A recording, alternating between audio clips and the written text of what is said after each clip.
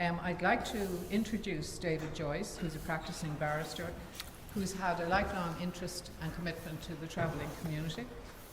His main interests are constitutional law, human rights, public administration and housing rights.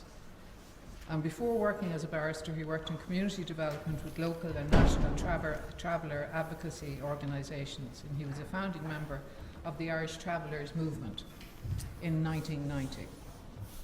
He's worked as a National Accommodation Officer until August 2005, and he was the Legal Policy Officer of the Travellers Legal Unit and has contributed to a number of publications in relation to travellers' rights. In 2005, David received the Irish Person of the Year Award for his work and dedication to the cause of human rights for travellers. I'd like you to give him a warm welcome, please. Thank you very much. Sleeves are too long. Thank you very much for the introduction. And I suppose there's a few things I want to just say before I start. I had a presentation prepared.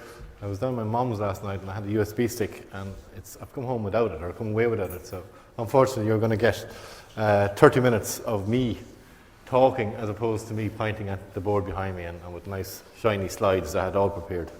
If I can ever find my stick, it's lying somewhere, I think, in Mum's house.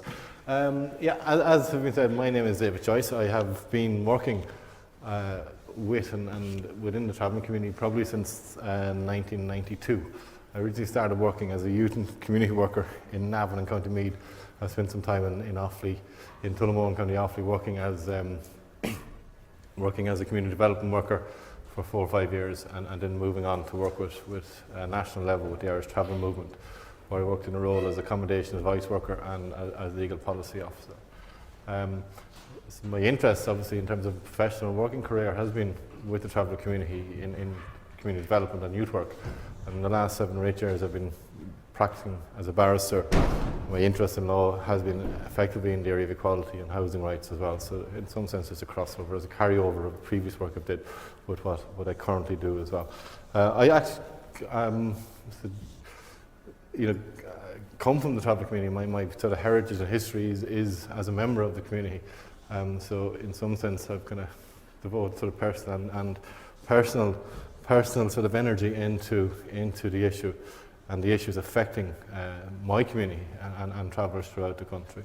The title of today's input or talk is Tinkers and Postdragon vans, and you might think, well, what's that got to do with the travelling community?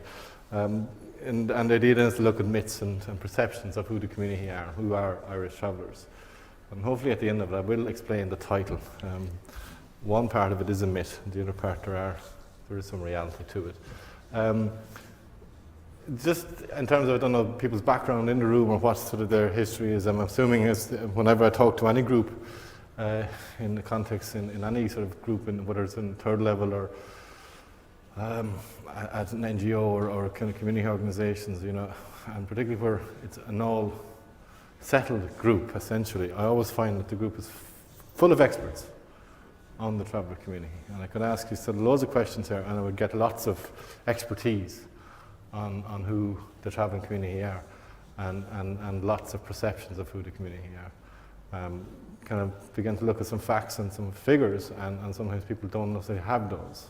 So I will start by giving some facts and figures, and then hopefully through the discussion, through the presentation, I'll sort of start looking at some of the issues that are currently prevalent among the community, and both internal issues for the traveller community and external issues that are impacted on by their role in Irish society and how Irish society effectively perceive and treat travellers as a minority in Ireland. Again, in terms of figures, I mean, historically, you know, there has now been complete or accurate statistics on who and how many travellers exist in Ireland. I mean, over the last number of years, a question on identity has appeared in the Irish census. I think in the last 2 censuses, it has shown that there's been a population of approximately 25,000 to 30,000 people in Ireland have self-identified or have identified themselves as members of the travelling community. Contrast that with statistics that the Department of the Environment undertake every year in an annual count or have been doing. I'm not sure if they've done it in the last 2 years, but certainly we're doing it when I worked with the Irish Travel Movement. I have been doing it since the mid-1970s, where social workers employed in local authorities do an annual count of the number of traveller families in their area, and that's collected. And I think when you look at those statistics, it indicate there's a figure of 45 to 50,000 people in Ireland who are identified as members of the Irish travelling community. I think those are, as I said, kind of two official sources of statistics or numbers. I would say you could add to that probably another 10 to 15,000 people who have a heritage or have a background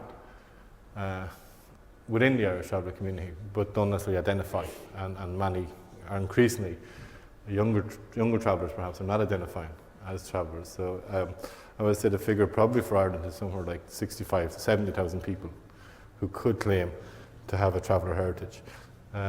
In Britain, you have another sort of added number of between 20 to 25,000 people who also would identify or could identify themselves as members of the Irish traveller community. And in the United States, there is a population who identify themselves also as members of the Irish traveller community, particularly in the southern states of America. Families who effectively immigrated from Ireland in the 18th century, right through to the early 19th century, and have established themselves in parts of southern states of America. And the figures for those families are between 10 to 15,000 people and so on. So I suppose total, you're talking about a population of people, or as a community who could identify, of somewhere between 80 to 100,000 people across the world at some stage. Who are they and where do they come from? Well, obviously the title is the clue is in the term. Irish travellers are Irish travellers. They are Irish people. They are part of Irish society. That they have historical origins and historical connections to Ireland. Unlike, they don't consider themselves a Roma people or not Gypsy people as such. They share many commonalities with the Roma and Gypsy communities across Europe. But Irish travellers are an indigenous Irish group. They are from Ireland, and as I said, they see themselves as part of Irish society, even though sometimes the majority in Irish society may not see them in that way. They don't claim to be, as I said, Roma or Gypsy, and they don't claim any sort of foreign origin. They don't come from outside of Ireland. They are Ireland, and they are Irish. How long have they existed from? I'm not a historian. I'm not too interested in history. In many respects, my interest in terms of looking at the community has been, I suppose, looking at it from a legal, historical sort of perspective. And you look at legislation, you look at how minorities have been treated in society. You usually find it reflected in legislation, you'll find it reflected in law.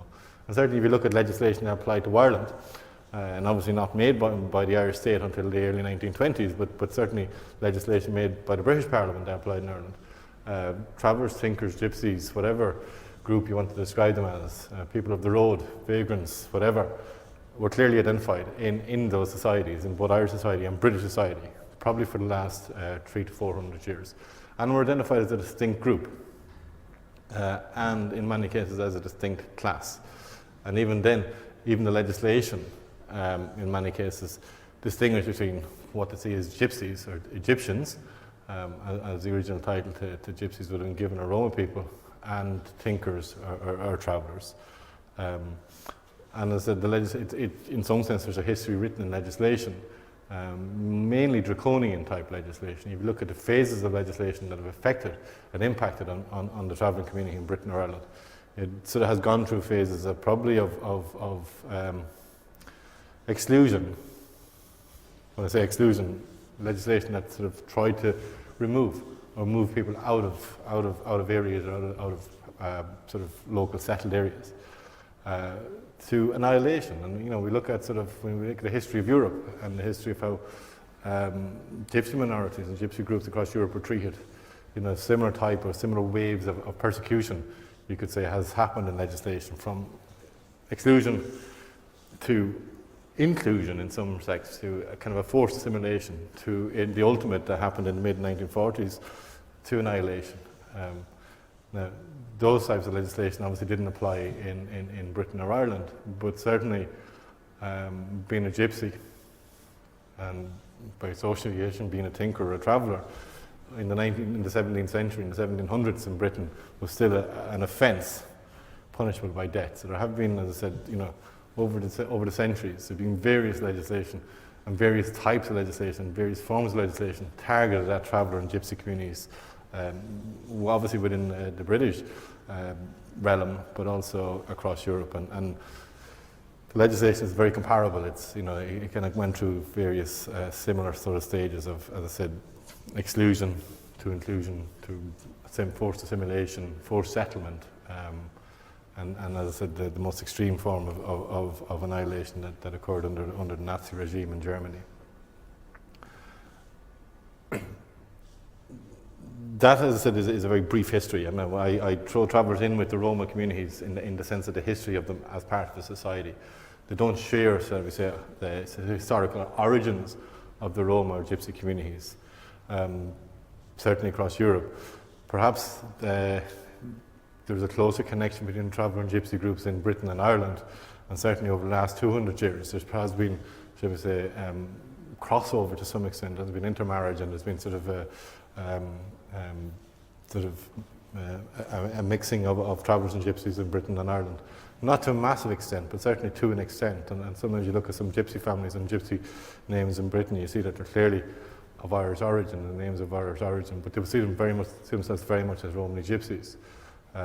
So there has been some, but again, as I said, the historical origins of the traveller community are very distinct and very different to the historical origins of the Roma gypsy communities across Europe. And just very briefly, just to mention, in terms of gypsies and Roma across Europe, they're seen as, and you see now the rise of sort of right-wing sort of extremism across Europe, that there's a notion that these people are foreign, that gypsies and somehow are not European or not part of Europe. Historically, the people who've written about gypsies and travellers, the anthropologists, the historians, in some sense, haven't done a very good service to those communities because they have presented them almost as something exotic or something foreign or something different. I'm not sure when certainly there's a kind of hegemony of thought in terms of the history of Roma across Europe, that they all have some sort of origins in India and northern India. They may well have. There's certainly connections in terms of Romani language. Can be traced to sort of elements of Sanskrit language in India. But when you consider how long they've been in Europe, and they've been certainly in Europe since the 11th century, early sort of records, they're well over 1,000 years in Europe. So they're truly, in my opinion, a European people. They were arriving in Europe when the Vikings were arriving in Dublin. That kind of comparison, we are talking about a European people. We're not talking about foreigners. We're not talking about people who have suddenly or recently entered Europe or become part of European society. These are people who historically are part of Europe and part of European society. It doesn't prevent the treatment of travellers and gypsies across Europe has been almost identical in terms of their perceptions within those societies and how they're treated by the majority societies. And I talked about historical legislation, historical sort of attempts to exclude and to effectively marginalise the community. And for me, that is the history, that is that legacy, the legacy of that history of exclusion and marginalisation is what has created and what creates the current difficulties and problems for traveller, gypsy and Romani communities across Europe. The history of, as I said, exclusion and the association of the traveller or gypsy way of life with vagrancy and with sort of deviancy. And that in itself been written into legislation. The notion of living in a caravan or living in a tent or wandering abroad was still a criminal offence in Ireland when I was born. The Vagrancy Act of the 18th century, 1860s, made my parents criminals effectively because they travelled around in a caravan. They didn't have a lawful excuse for travelling around in a caravan. And so by doing so without a lawful excuse or wandering abroad, living in a tent or caravan without a lawful excuse, you are effectively criminalised. And that type of legislation existed in Britain and Ireland. It existed in France, most of Western Europe. For the last 200 years, that type of legislation has existed. So, when states began to sort of get some form of enlightenment and not hang gypsies for being gypsies, or persecute travellers or tinkers for being travellers or tinkers, they decided that we'll turn their culture and their identities into the deviancy, and we'll legislate for that deviancy. And we'll prevent them travelling effectively by creating criminal offences. And, we had that sort of 200 years of history of that happening across Europe. And in some sense, I talk about enlightenment. I mean, probably Britain and Western Europe to some extent were the more enlightened parts of Europe. Because certainly in Central and Western Europe, Eastern Europe, gypsies were still enslaved. And I use the term enslaved in the true sense of enslavement. Parts of in the Austro-Hungarian Empire, gypsies were bought and sold as property. Very similar. You had similar types of situations. So you have, we all see slavery as our perceptions of slavery probably growing up is the notion of how black people were enslaved in America and in the United States. What was happening in Europe was identical, in some cases even worse. Slavery was abolished, as we all know from the film Lincoln in the 1860s in America. It wasn't abolished in parts of Europe until the 1870s and 1890s. Romania was the last country to abolish slavery, and that didn't happen until the 1880s. So that sort of treatment is the history, I would say, of the relationship, and I'm being very broad here in very general terms, the relationship, shall we say, of traveller, gypsy, Roma communities with settled populations and with the majority populations across Europe. And that, as I said, has created a legacy. It's left a legacy of attitudes, it's left a legacy, but internal for the communities and external in terms of how they're seen. I mean, it doesn't take a massive stretch of the imagination sort of for people to associate travellers with criminality, with violence, with the worst elements of society, in some sense. We generalise very easily about minorities who we think we're experts on. And this is I come back to the expertise that Irish people have. Because we read the Daily Star, or a lot of us might read the Evening Herald.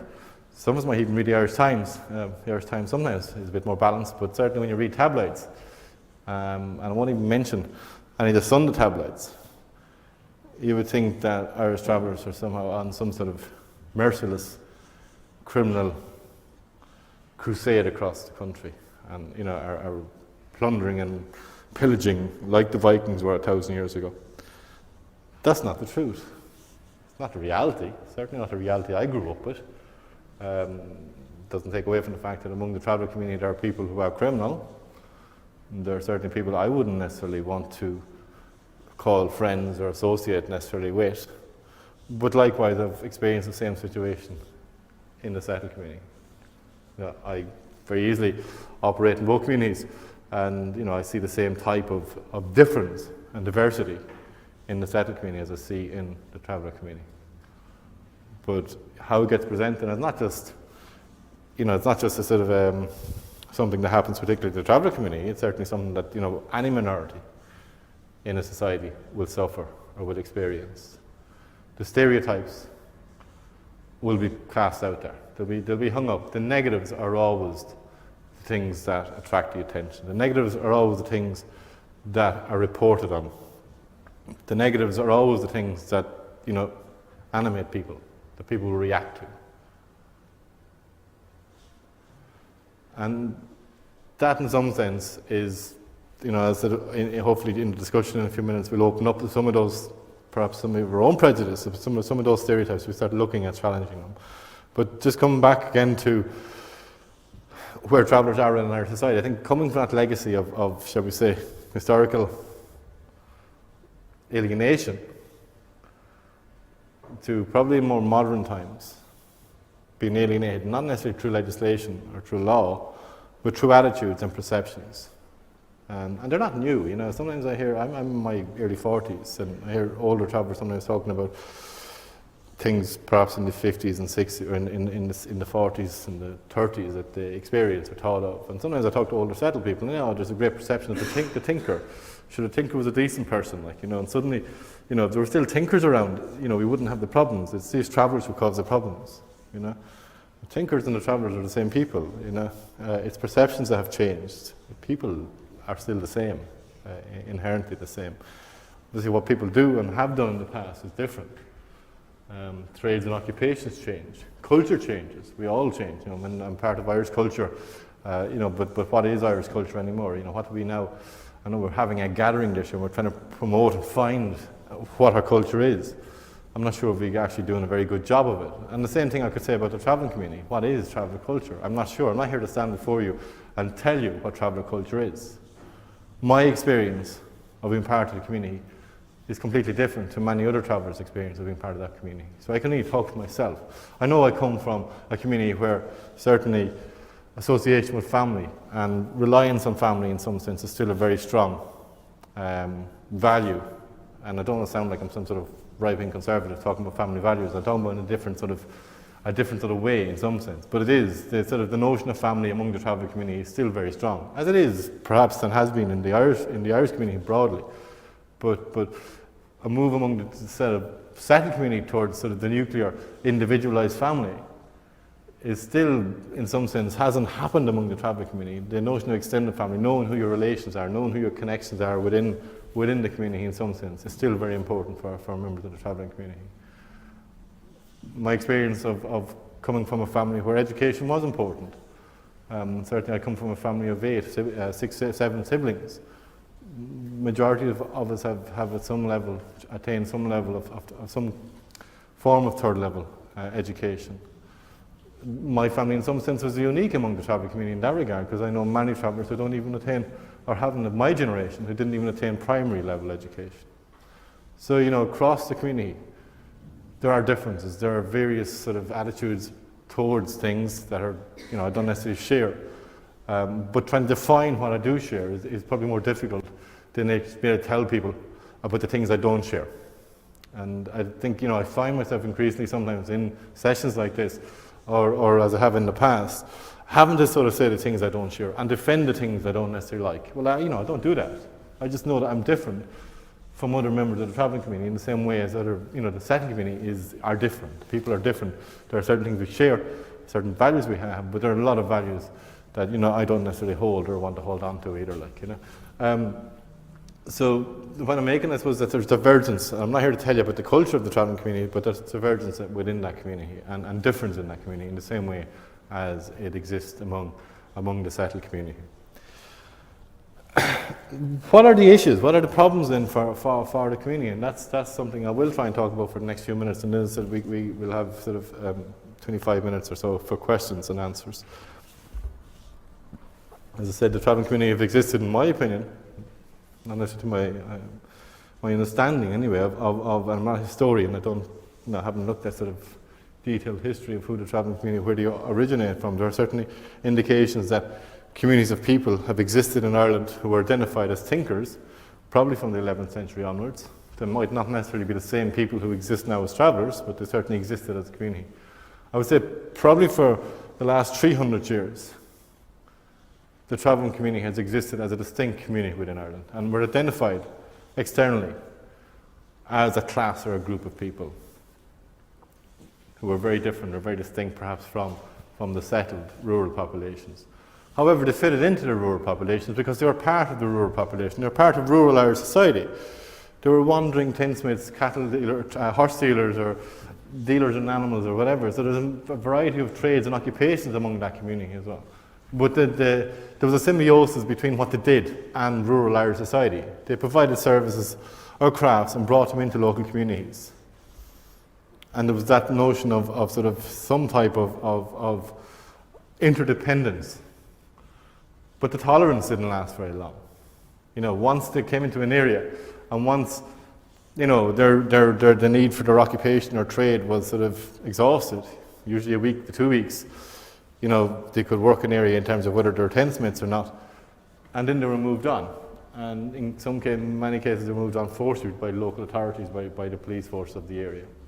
So there was sort of a dependence, but a level of tolerance that, only went so far before people in the local area and somehow moved them on. Now, having moved on, they were perfectly welcome to come back perhaps in 6 months or a year's time. And that's how it existed. That's how travellers existed. That's what they did. They moved from area to area within a given circuit, and sometimes within a county.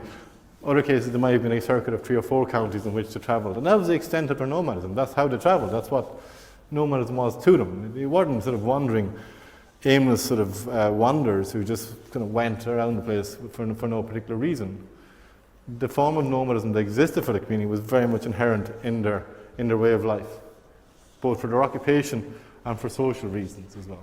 Because it also allowed them to move to meet other traveller families, or move away from some traveller families, or whatever the requirement was. It had an inherent function in society, in traveller society, nomadism had. And like all societies, and whenever there's a perception of nomadism versus sedentaryism, sometimes a sedentary population trying to understand, what is this nomadism, what is it about, why do people move, why do they wander? And right across the world, nomadism isn't unique. In fact, it's not unique, obviously, as most people would know, to Europe, but across Europe, across the world, nomadism is, in many cases, in some places, is a predominant form of society. And the type of nomadism, obviously, in many cases, could be a much larger scale than what we understand of the nomadism of travellers or gypsies in Ireland, or probably in Western Europe, if that's what our experience is. But it had a function, and it still probably to an extent has a function. It probably doesn't have the same function as it would have had 50, 60 or 100 years ago in terms of moving around to work an area. Obviously the modes of travel and the means of travel have advanced, and Ireland isn't a massive country, so you could cover from one end of it to another in a couple of hours. Obviously 100 years ago without motor vehicles it would take much longer. But even when it did take much longer, the travel patterns and the travel routes of travellers, of thinkers, was quite limited, it was quite small. So they associated with counties or with areas, and I certainly know my own family have strong associations with the Midlands. Westmeath, Offaly, Laois and Longford particularly are counties that they associate strongly with.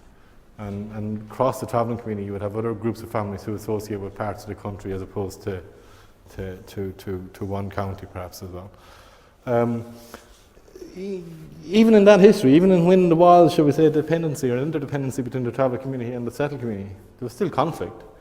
There were still perceptions. There was still, as I said, they were moved on after the level of tolerance was exhausted. And why was that happening?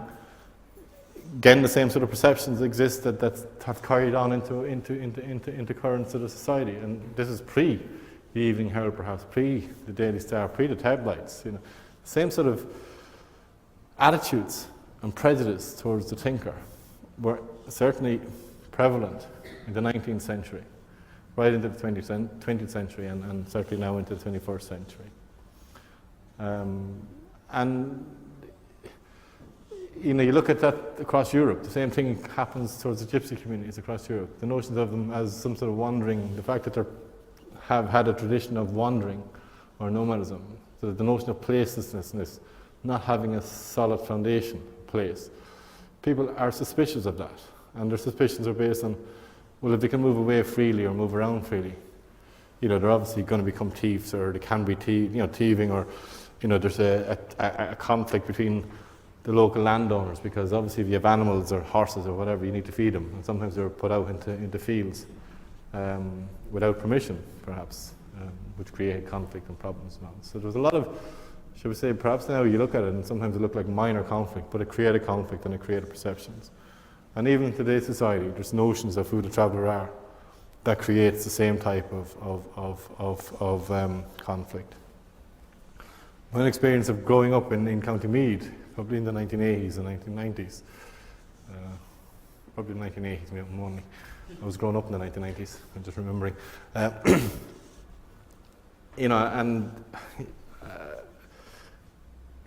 kind of interaction, shall we say, with sort of the settled community in the town in which I lived, in the town in which I grew up on. There was a lot of nastiness. There was a lot of sort of perception. And it took a long time sort of to make friends or to create sort of any sort of affinity with settled young lads or young people, kind of my contemporaries in the same town in which I grew up with. It was kind of difficult because of perception, because of the sort of notion of who my family were, and even though at that stage they had effectively settled in Navan and weren't necessarily moving around, so we did have sort of roots in the area or connections to the area. But even then, creating friendships among the settled population was quite difficult, and that was for me, in some sense, growing up. I think it's much easier perhaps now for younger travellers and travellers who, in a generation behind me or a generation behind that interaction now is probably much easier between younger travellers and probably younger settled people. Even though the perception of the difference of the communities seems to be much stronger. I actually think there's much more interaction between young travellers and their contemporaries in settled society, which can only be a good thing, because it does allow for, I suppose, an awareness among each other and among the communities of who those communities are, and more of a sort of an acceptance perhaps as well. And I'm saying that in the face of talking about sort of what I see as the massive negativity that exists in society. There are positives as well. There are a lot of positives that we need to sort of sometimes focus on more than the negatives. I allow the newspapers to focus on the negatives, but it doesn't take away from the fact that when you read newspapers, and particularly if you've read in the last few months, you read of stories like the kind of attitudes that have been sort of shown up in Donegal, the burning of shall we say, of houses in a preemptive attempt to keep a family out of a community, out of an area. Well, it's like it's portrayed that's something that's been happening for probably for the last certainly 35 years in Ireland, and certainly since the 1960s, when effectively you had the first initiative by the state to effectively settle travellers, or attempts to settle travellers, happened in the 1960s. But you've had incidents like you've had in Donegal right through that period of time. You've had, in fact, the very fact, and I know this sounds almost like a contradiction, but the very fact that there was such a reaction to the comments and the action in Donegal in the last few weeks, the last month or so, in some sense shows how unacceptable perhaps that kind of behaviour has become. I know when I began working with the Irish Travelling Movement in the early 1990s, there was probably a couple of those incidents happening a year. Go back 10 years before that and go back into the 1970s, it almost happened on a weekly basis. Caravans have been moved on forcibly by, not with any authority, or not any legal basis for moving them on. The local communities come together as vigilantes to move families on. But it became an acceptable part of society. And I think that's a distinction. That's why what's said and done in Donegal is wrong, and certainly negative and bad. The very fact that there was a reaction to it, for me, was a positive, because it shows how unacceptable it is becoming, even though still the level of, shall we say, acceptable racism towards the traveller community in Ireland is too high. It's massively too high. Even among friends, among probably yourself, the kind of attitudes and the terminology that gets used in any sort of social setting. Sometimes you might be uncomfortable with it. And sometimes even if you are uncomfortable with it, you'll accept it just not to have a row or not to sort of cause a scene or something. You mightn't accept it if it was the same sort of things being said about black people or about Jews or about gay people or whatever. But even, you do the test yourself. How often would you let people go and say something about travellers as opposed to let people go, I'm just checking my bike is still outside. Sometimes. It's stolen a few times on me, not by travellers, I'm sure. But I'm just, do that test yourself. Do that yourself. Just do that test. How often have I heard something said about the travelling community in a very negative way that I've sort of passively let go or passively took or listened to? Whereas if it was saying about something else I feel passionate about, whether it was, other causes I may have, I wouldn't allow it to happen, or I challenge it immediately. And you'll find that probably 80% of the times you let it go with the travelling community. And that's the kind of thing I'm talking about. That's the kind of passive racism, and you use the term racism very broadly, but it's that passive sort of acceptance of what I would say is the last taboo of intolerance in Irish society. And that last taboo exists towards the travelling community. I hope that person isn't walking out on me. I think they might be stuck. I'm not trying to embarrass him, but I just say that there's 4 guards brought before the commission this morning for walking out on the minister during the week. So I don't have that authority. Obviously you can walk out. If you don't agree with what I say, you can get up and walk out, but tell me why you're walking out. Now I've thrown myself off. So yeah, that's the point I'm getting at. The last sort of acceptable sort of level of intolerance is towards the travelling community. But also on the other side, I do think there's a debate kind of happening as well that's challenging that as well, and I think that's what has to happen as well, And I think travellers themselves have to be obviously leading that debate and leading that challenge, but it does need the support of the settled community. It does need the support of the people who, effectively hear these things, that don't find them acceptable. to challenge them as well, and that's where the real challenge happens. I mean, the reason I bring it up, because I get it at both levels. I get it obviously openly, having worked previously with the travelling community, and working in a role where I was sort of campaigning or lobbying or being an advocate on part of the community. And I get it sort of passively myself, in a professional level, I hear kind of comments and statements being made all the time, and yeah, I confess once or twice, you let it go. You just kind of feel tired sometimes, you kind of say, I'd rather just not have to deal with it. But it's there, and that's what has to be challenged. But I come back and kind of labouring on the point of what's happened. I do think there's positivities out of the negativity and the reporting that went on around the Donegal. What I'm more concerned about, and what I find more unacceptable, is the kind of comments and commentary that we've got recently from the judiciary, from some members of judges particularly.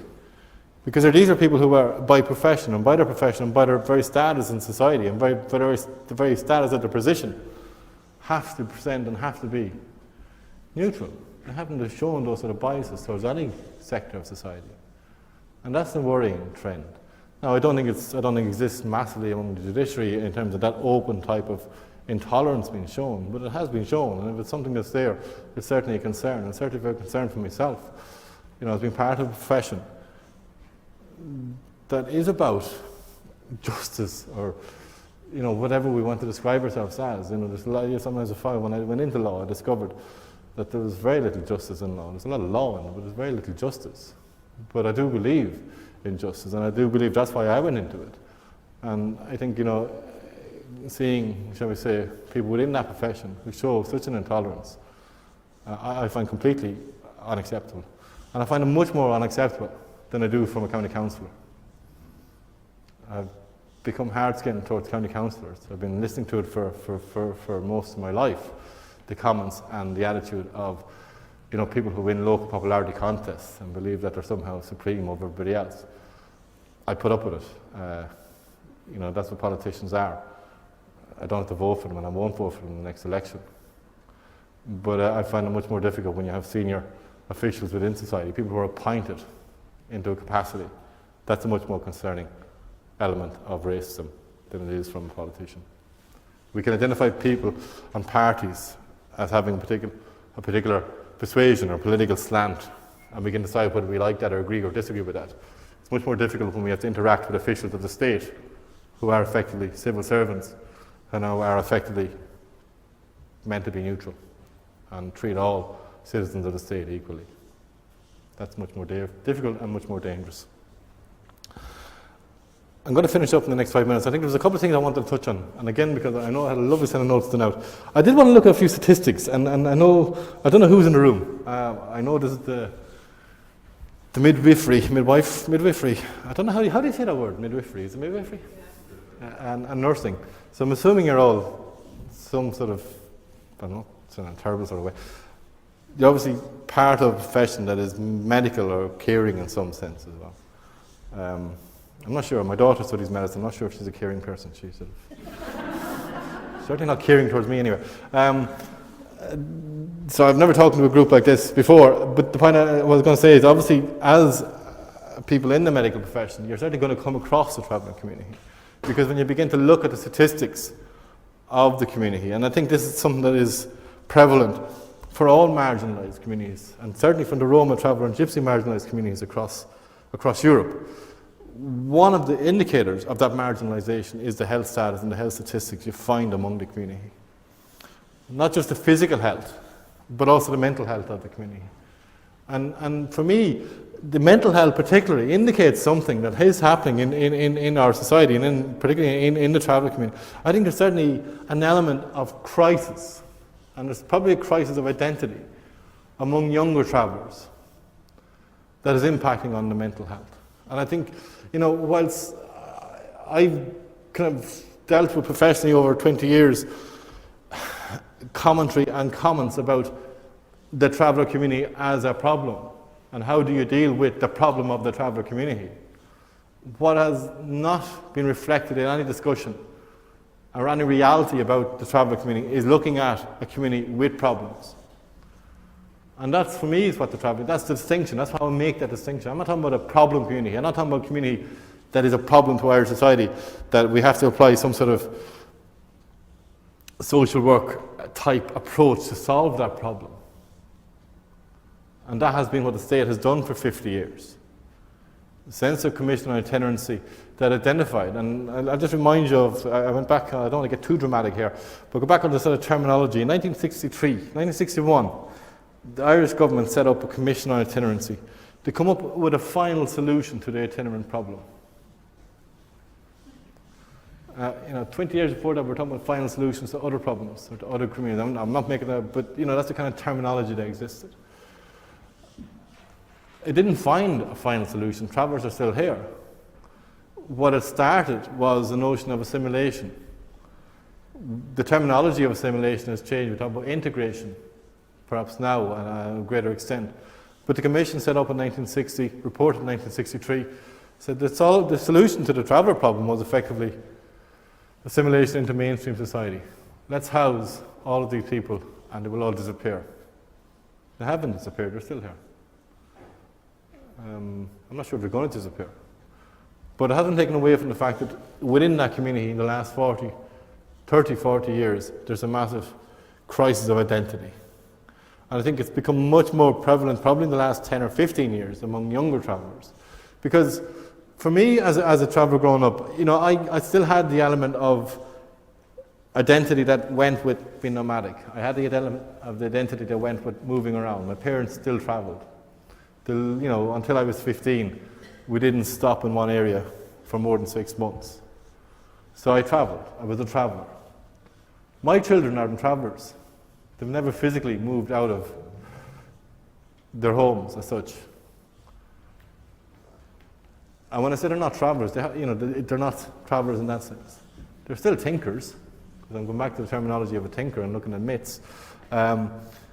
And if we were to look at something to describe who are the travelling community, I think we have to look historically at who the people were in the past and what defined them, and reclaim some of the heritage that existed for them as a people, some of the strengths that they had. And I think some of those strengths were based around their identity, their family connection, and some of the values that existed. And that has to be reclaimed, I think, by a lot of younger travellers now. I think there's still a perception that the crisis that young travellers, I think, are suffering or experience is to do with not being in a position to probably have a living memory of nomadism. Nomadism itself has been almost completely erased and eradicated by the state.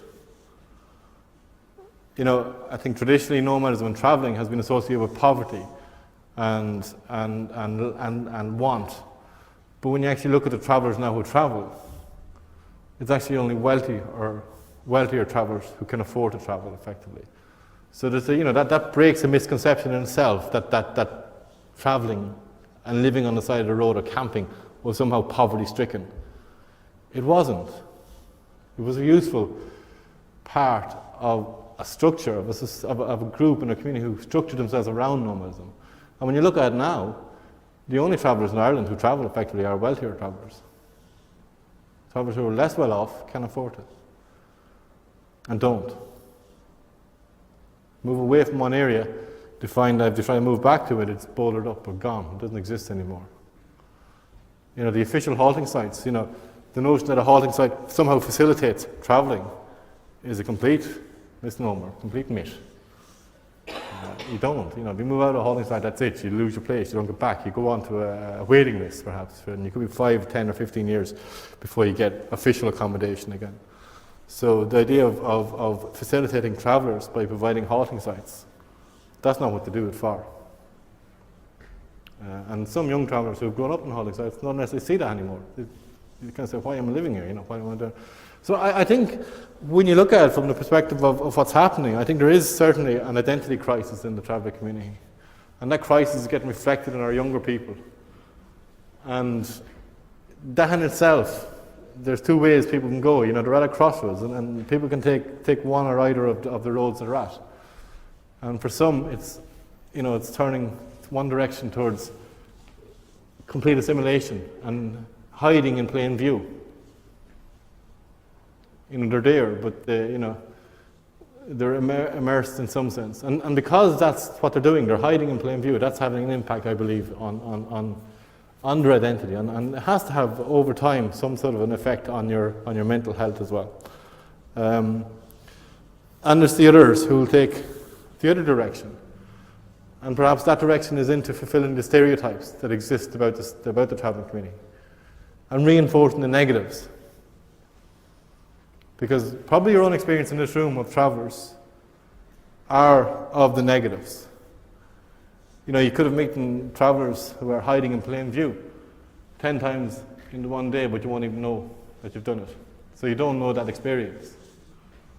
It's the negativity that lives on. I haven't challenged too many myths. I'm waiting for the myths to come from the floor. There is a myth in the title because Postdragon vans don't exist. Tinkers do, as I said. Postdragon vans are a 3-year-old's pronunciation of Volkswagen vans. I have a Volkswagen van from 1970s, which my 3-year-old has seen a few times and completely refers to it as a Postdragon van. It's my way of ensuring that she gets some level of travelling or some element of nomadism remains in her identity. I'll take questions now. Thank you very much.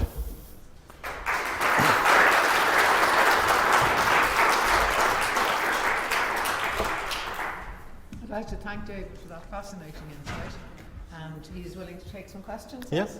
Okay, so if you could just raise your hand for the last question, and Jenny will give you the microphone.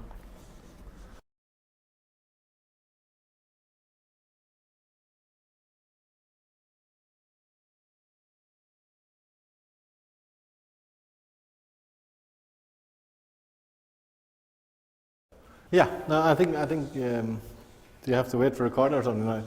I think it's an interesting point you make, and I don't focus too much on nomadism, as I said, because there is a distinction. It's a bit like, I think your point is very true. People who travel a lot, they're nomads. It's a bit like the notion of the identity of the gypsy, and I talked about earlier on, the perceptions of the gypsy at times being something that was exotic or strange, and in the past, people who kind of wore scarves and hopped around themselves called themselves bohemian. They were very sort of bohemian, and bohemian being associated with the gypsy or the Roma. And probably now, we travel, it's much easier for people generally to travel, hop on a plane and you can be in this sort of southern hemisphere in 10 or 12 hours. We can see the world much quicker. We associate that as being something out of nomadic. It isn't. We wander. People love to find new places or look at places. When I talk about nomadism, I'm talking about something that is part or inherent to a community. And there is that, notion of a sedentary community. And sometimes, the question then is of origin, like who was here first? Was it the travellers or the settled community, or did one come from the other? And I'm not sure. I'm not going into that history. And obviously you can look at pastoral nomads across the world. And there's obviously a very, very long history of that form of nomadism in those societies. And, if we went really into the origins of societies, all societies were nomadic. That's where we come from. That's where society comes from. It comes from a nomadic past. And some societies, some groups who are still nomadic could trace themselves right back into that history, prehistory. Could you say the same thing about Irish travellers? Can they trace themselves to some of prehistory sort of nomadic groups? Well, I'd say in Irish society, certainly. You've had wandering people for since the existence of the country as an island. Probably people travel around it. My point earlier on is whether the people who were identified as thinkers in the 11th century, whether they're the same people or the same community who exists now as travellers. I'm not sure. I don't know. There's been obviously breaks and changes and over those centuries. But there is a distinction between someone who travels as part or a structure of their actual makeup of their society, and someone who just goes to visit sort of Thailand or Australia and for on a 1-year visa. You don't become a nomad by hopping on a long haul flight to Australia. That's what I can say about that.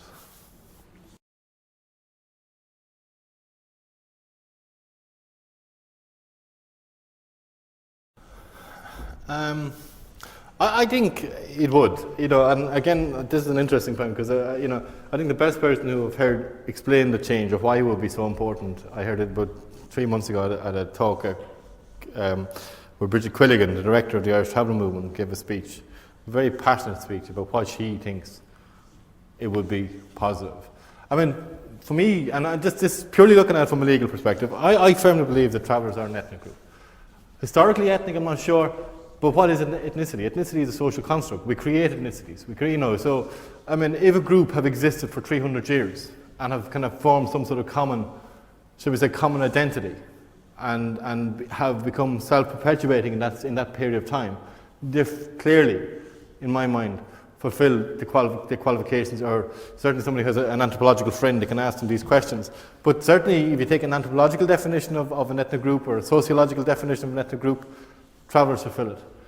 The question is, can you take a legal definition of an ethnic group and would travellers fulfill it? And I think you can. I think that, there have been some legal definitions, and when you look at what is a legal definition of ethnicity, travellers, in my mind, fill that position. Now, having said that, the grant of ethnicity isn't in the gift of the government or a state. It's an objective criteria set out. So it's not a minister decides, oh yeah, travellers are, I think they're ethnic group. I think I'll sign a sort of an SI in the morning, or I'll pass a piece of legislation saying travellers are an ethnic group, and I'll give them that gift. We change government and a new minister decides, no, I don't think travellers are an ethnic group at all. I'll change another piece of legislation. So it isn't in that, that isn't the notion of what ethnicity is. But certainly for me, travellers fulfill the criteria that exists, both at sociological level, anthropological and legal level. Okay. Now, that's on purely objective criteria. The decision to give that recognition has become quite political. And I think that's where politicians have to kind of think a little bit more about what their stance is, and what their understanding of the argument made by travellers for recognition is about. And it isn't about something that travellers claiming to be different or claiming to be some sort of special case in society. It isn't about them. And when I talked earlier on about travellers being part of Irish society, that's certainly my perception. That's my feeling. That it isn't about travellers trying to disown the Irish state or not be part of an Irish identity. We are all part of a broader Irish society, broader Irish identity. And it doesn't weaken that by giving recognition to travellers, giving ethnic recognition effectively to the traveller community. Will it have an impact? I think legally it could have an impact. I think, as you say, you point out quite rightly, currently under equality legislation, travellers are recognised as one of the 9 grounds on which you can't discriminate, okay, in the provision of goods or service or in access to employment. There's no problem with that. Travellers are clearly defined within that piece of legislation. And even when you look at the definition of the traveller within that legislation, it is almost a classic definition of an ethnic group. It's a group of people who clearly identify themselves and are identified by others as different or as distinct, and share a historical origin or share a historical way of life. And that's the definition, I'm not quoting word for word, but sort of paraphrasing, that's contained in the legislation. So almost by default, in some sense, the legislation does, and I think if we were to challenge it and to actually tease it out and compare it and contrast it with other states that have similar legislation or other interpretations of ethnicity, you would almost sort of say, well, that definition already exists, so what's the problem? Okay? I think when you look at some of the kind of international bodies and conventions and treaties that Ireland have signed up to and have given the sort of due respect in their own legislative systems too, the ones who have shown most concern about how travellers get treated in our society is the UN CERD Committee, Convention on Convention on the Elimination of Racial Discrimination. Framework Convention on National Minorities from the Council of Europe also has expressed concern about it as well. And the reason it's expressing concern is because I think it's dumbstruck by the almost refusal of the Irish state to sort of recognise the obvious and to accept the obvious. I think that's the problem. Does it change things? Well, I think it could. I mean, I'm not going to go into an analysis. I think there could be certain improvements, but I think and the point I made earlier on about travellers in a kind of a crisis of identity, I think Bridget's input is actually on the ITM website, and I do advise people to look at it, because I think for me, it is the most perfect argument for giving recognition to the traveller community, because I think it enhances, and for young travellers particularly, who are struggling with identity, having some positivity reinforcing that identity by the state and by some form of recognition, I think will enhance and does enhance their position. I'm not too bothered about it. I know where I've come from. I know my identity. I'm either stuck with it or not. I self-identify, and I continue to self-identify as a traveller, and that's easy enough for me to do. But certainly, my children may find it more difficult to do that, and certainly I know younger relations certainly find it more difficult to do as well. So I don't have an answer. I think there is positivities in the state doing it, and I think if you were to look at sort of the personal positives in it, I would listen to Bridget Quilligan's input, which I think is on the website.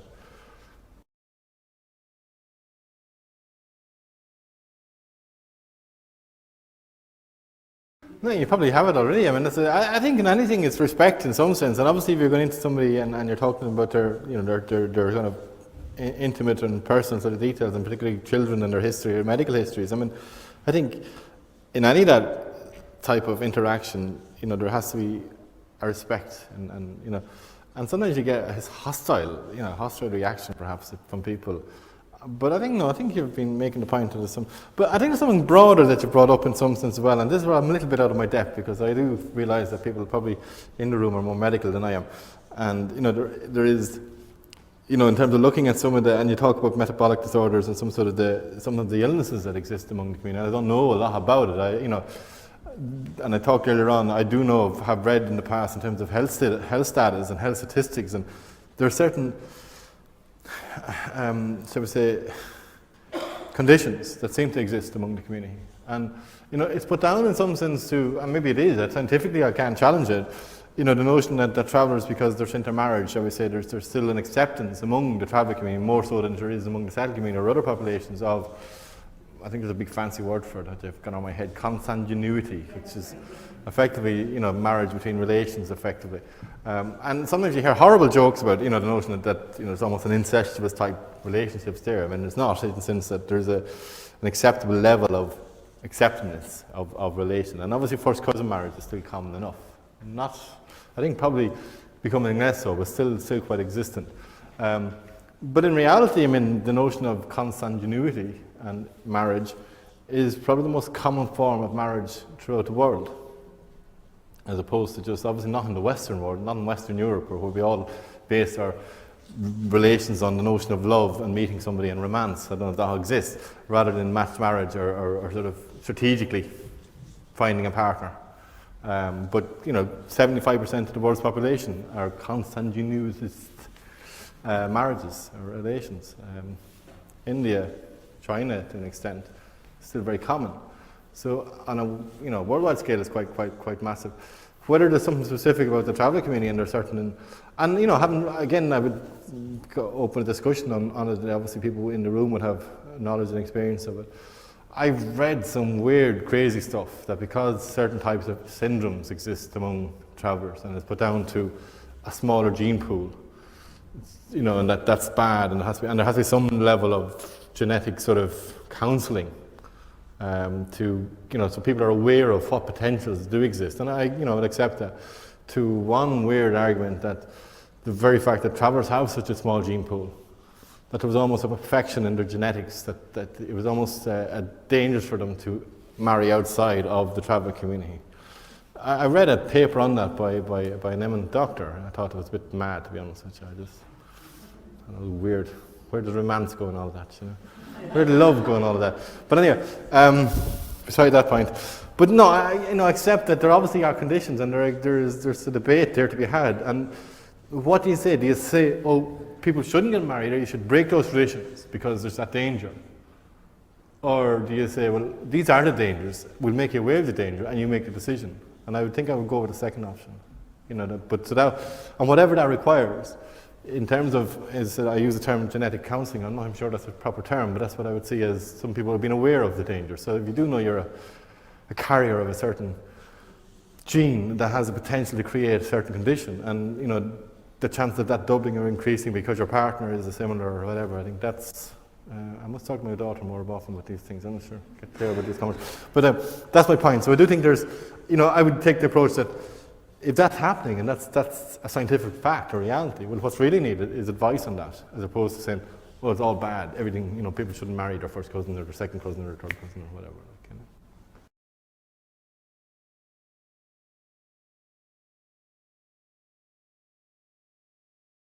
Well, there obviously has been, and obviously there's been improvement even in terms of obviously in terms of the kind of attitudes that exist. And again, I suppose mental health is something I go across, because mental health affects everybody in society. No group can claim to be immune from mental health, even though they pretend to. The rich pretend that we're not mad.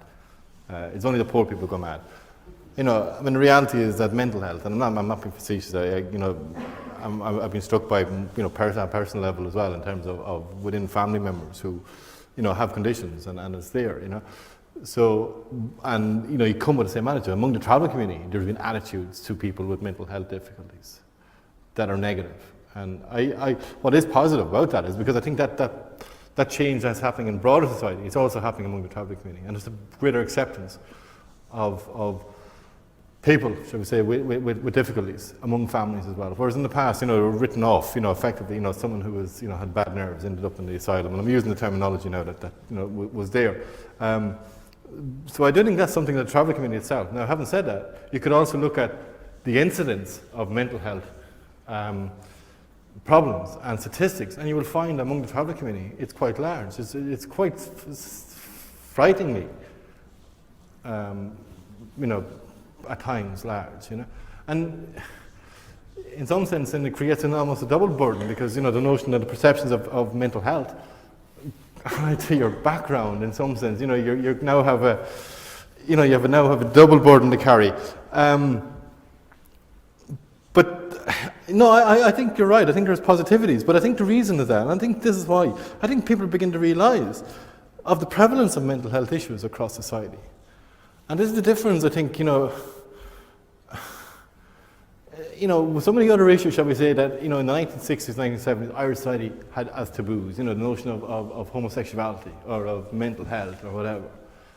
I think there was an awareness among society generally that this is rubbish, you know, how can you know, this isn't something you can't just keep putting people away or labeling them or whatever, you know. You know, the homosexual might well be my brother, or he might well be my, you know, she might well be my sister or whatever, you know. So these people are part of who we are as well, you know, whilst they have, there's, I suppose, interests, identities, or there's, you know, special identities, but they're also part of the society. So in that sense, I think society has grown up, has just copped on and said, look, you know, we can't do this. But the notion is that not everybody has a traveller as the part of their family, you know, and that's what's happening, you know. So we're still easily labelled, and we're still easily kept out of there, and we're still easily marginalised, and that's the distinction. I remember there was a case a few years ago in a court in Europe, European Court of Human Rights, and it was following the Norris case. And I remember there was a case involving gypsies and Roma, and the argument, the issue in the case was identical almost to what was in Norris, and around the rights, the interference rights, the Article 8 and the family law, the interference with Article 8 rights in the case. And it went the wrong way. It went the other way. It didn't follow the Norris logic and the judgment that the court gave in Norris. And someone once said to me, I asked, well, you know, legally, why didn't it follow Norris? You know, it's the same points essentially. And someone said there are no Roma sitting on the bench of the European Court of Human Rights. And that's the point I would make. You know, so I'm not being, you know, I'm not trying to sort of label, but that's the reality. You know, I mean, there are gay travellers, and they have suffered the same labels that the gay community have suffered broadly in Ireland. There are travellers with mental health problems, and they have suffered the same labels and the same ostracisation among the community in some respect. And I think increasingly, what I do think is positive is that maybe this sort of enlightenment, I use the term enlightenment very loosely, that has occurred among settled population and population generally in the last sort of 20 or 30 years. I think it also exists among the travel community. I think there is more of an acceptance, certainly of the mental health issues. Less so perhaps of an identity or sort of sexuality, but there is an increased acceptance of sexuality and sexual sort of orientation among the community as well. Does that answer your question, or is that a different question? Different answer. Sorry.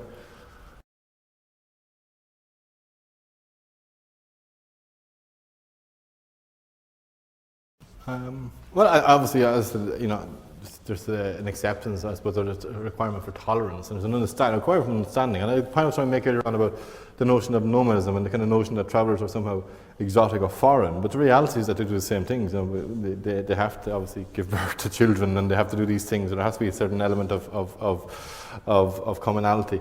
Well, obviously, if society has had greater levels of awareness, greater levels of acceptance, things will be much better in many respects.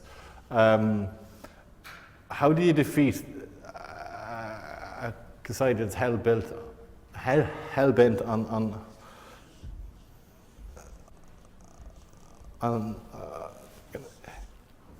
Conformity, yeah, that's the word I'm looking for, conformity. I was going to use something else.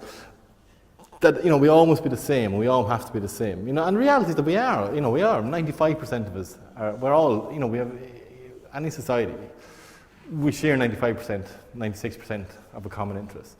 It's the 4% that causes the problem. That 4% of difference, and we have to find out what it is, and sometimes that difference isn't necessarily objectionable, it can be quite acceptable, we just have to understand what that 4% is, But the reality is that we turn it on the head, we think that everything is different, everything is completely unacceptable, The reality is that, as a small bit of the traveller way of life, perhaps, that is unacceptable, in the same way as this only a small bit of the settled way of life that probably is unacceptable to the traveller community. I think awareness and education and understanding, trying to develop an understanding of why it's important for me to be different. Why did I come in here this afternoon and, as an Irish white man in the legal profession, and identify myself as a traveller? Why was it important for me to do that? I could come in and, as I said, I could hide in plain view. I don't have to go around, and I don't necessarily. It's the first time I've ever recorded publicly. But there's something, and I don't know what the answer is right, and I don't have it on top of my head to say to you. I'm just saying it's there. Why did I do it? Probably a history and a heritage going back for many, many years. Knowing the values that my family had, and my parents had, and grandparents had before that, and still identifying with those values and accepting those values to be positive. It's why I still identify. I think why my children might not identify, not because they don't have the same values or respect the values I had, but because of the continuous attack on the traveller community from the outside makes it much more difficult for them. And that again is a longer answer to your question. I think greater tolerance, and I hate using the word tolerance, but a greater sort of acceptance and awareness is what helps people to live together in society, and we all have to live together in society. Education probably is the answer.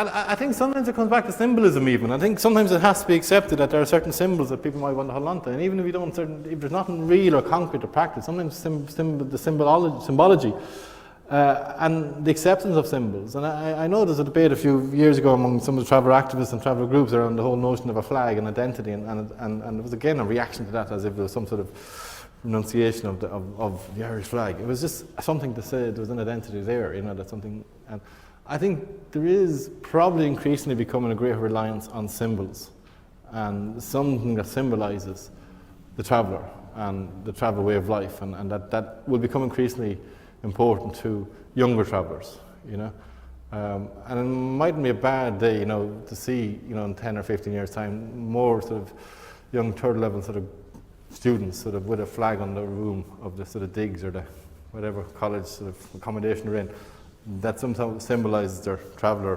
background, because it is, in some sense, symbolising something else, that there is progress as well towards education.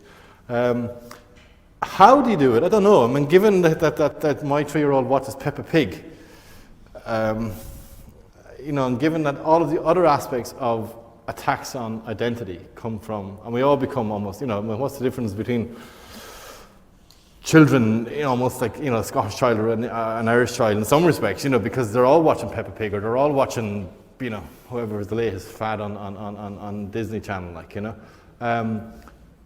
so I think sometimes it does just come down to something that is symbolic being held onto and being maintained. And I think that's what the traveller community perhaps have to do, is start identifying what those symbols are and what those realities. And sometimes we associate perhaps, I know, I get negative sometimes about these things that, we've associated sometimes too much with sort of the tent smith or the wagon or something like that, But it is a symbol, it is there, and it's something that helps.